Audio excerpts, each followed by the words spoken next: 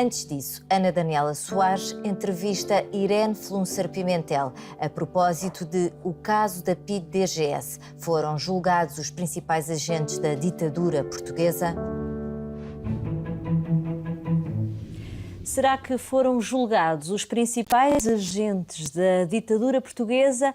Esta é a pergunta a que Irene Pimentel tenta responder neste novo livro. E começamos pela pergunta: foram julgados ou não, Irene? É aquela pergunta que tem a resposta sim e não. Ou seja, há quem veja o copo meio cheio e há quem veja o copo meio vazio. Bom, os principais elementos da ditadura, Marcelo Caetano, Américo Tomás, não foram julgados, nem sequer foram presos. Como se sabe, foram enviados para a Madeira e daí partiram para o exílio no Brasil. Os próprios ministros do interior, que eram os ministros que tutelavam a PIDE-DGS e as várias polícias, exceto a PJ, esses também, consoante a situação portuguesa, se radicalizava mais ou se moderava mais, eram presos e depois eram libertados, depois eram presos outra vez, e quanto mais tarde foram julgados, uma pena menos grave apanharam, ao fim e ao cabo. Relativamente aos elementos da PIDE, que é o centro da minha investigação, aliás, a principal instituição que eu também estudei foi a Comissão de Extinção da PIDE-DGS. Exato. E Legião Portuguesa, era assim que se chamava, mas eu não falo sobre a Legião Portuguesa. Sobre a PIDE-DGS aconteceu algo de completamente diferente.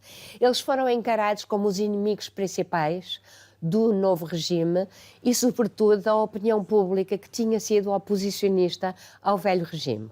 E, evidentemente, quem tinha sido preso e tinha, portanto, sofrido as torturas e as violências da PIDE e depois a DGS.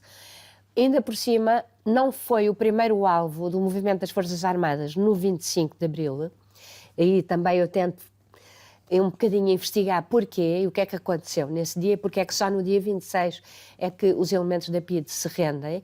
O que dá aso é que no dia 25 são os únicos, os elementos da PIDE que estão, eu digo PIDE, mas na altura era a Direção-Geral de Segurança, DGS, que estavam cercados na sede da PIDE, na Rua António Maria Cardoso, provocam os únicos 4 mortos do golpe de Estado militar e dezenas de feridos. Portanto, as pessoas... E aí houve um caminho que não se podia, no qual não se podia voltar atrás, que era irreversível. Nunca mais a PIDE aqui, na chamada metrópole, entre aspas, poderia atuar. Tinha que ser imediatamente extinta, como dizia o Programa das Forças Armadas.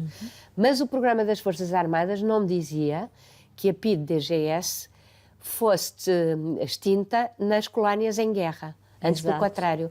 E aí foi Costa Gomes que impôs, e Spínola, de uma certa maneira, que enquanto que durasse a guerra, como a PIDE-DGS era o Serviço de Informação Militar da própria tropa, fosse alcunhada com o novo nome de SIM, Serviço de Informações Militares. Alguns agentes foram presos, cumpriram uma pena para muitos curta. E é por isso que muitos dizem hoje, asseguram aliás de pé firme, que nunca nenhum foi julgado. Isso não corresponde realmente à realidade, mas percebe-se porque é que essa memória ficou, porque é que a ideia da impunidade ficou. Porque quando eles vão a tribunal, em 1976, houve processos já instruídos pela Comissão de Extinção, o que acontece é que é quase como uma tabela.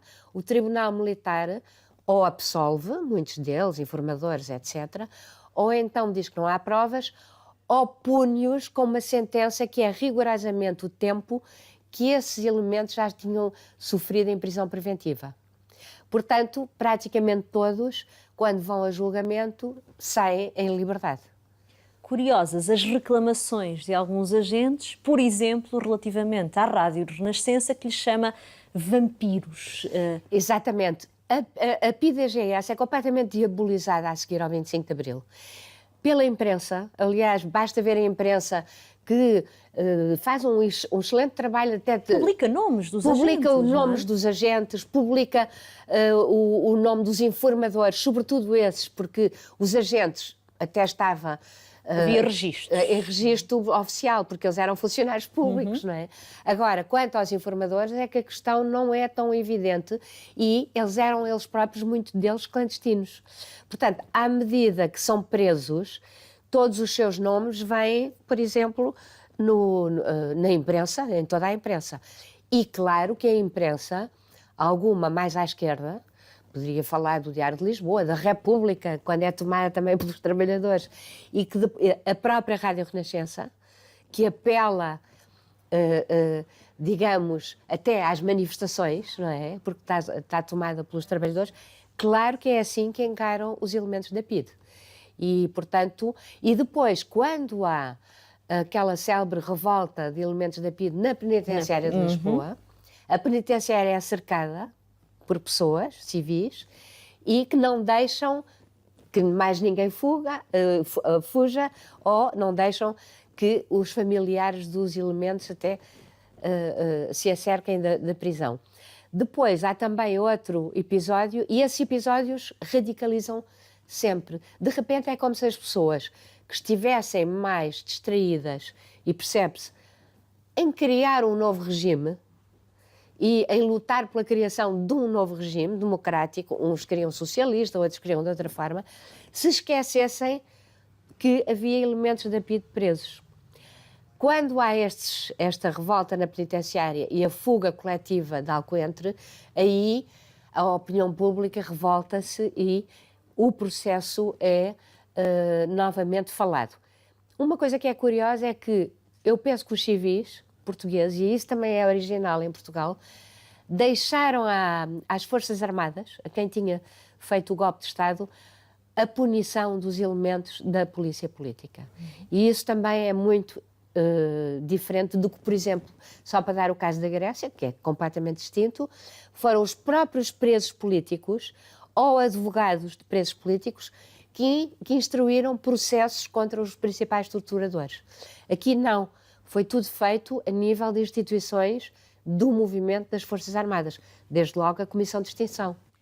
O caso da PIDE-DGS, terão sido julgados os principais agentes da ditadura portuguesa. É esta a principal questão deste novo livro de Irene Pimentel. Muito obrigada por ter aceitado o nosso convite. Eu é que agradeço muito.